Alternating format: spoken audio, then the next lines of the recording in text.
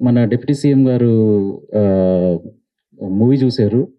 ఎంత బిజీ షెడ్యూల్‌లో నుంచి వచ్చి, చూసి, స్పందించి నెక్స్ట్ డే మళ్ళీ మమ్మల్ని పిలిచి మా టైటిల్ రిలీజ్ చేశారు.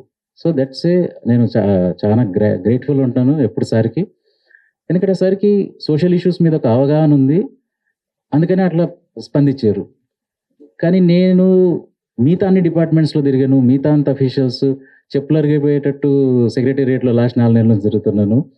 మిగతా డిపార్ట్‌మెంట్స్‌లో అక్కడిక్కడ సేమ్ అదే సెన్సిటివిటీ డిప్యూటీ సీఎం భట్టి గారిది ఏం కనిపించిందో, అది నాకు మిగతా వాళ్ళలో కనిపించలేదు.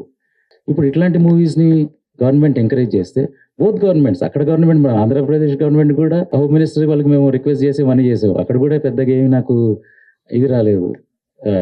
కాకపోతే నాదైపోయినా కూడా ఇట్లాంటి సినిమాలకి గవర్నమెంట్ రెస్పాన్సిబిలిటీ అది. ఒక టైం కేటాయించుకోవాలి. ట్రైలర్ చూస్తే అర్థమవుతది ఇదేంటి అని. రిక్వెస్ట్ చేసినప్పుడు ఇట్లాంటి సినిమాలకి రావాలి, చూడాలి. ఇప్పుడు 'గద్దర్ అవార్డ్స్' అని ఇస్తున్నారు.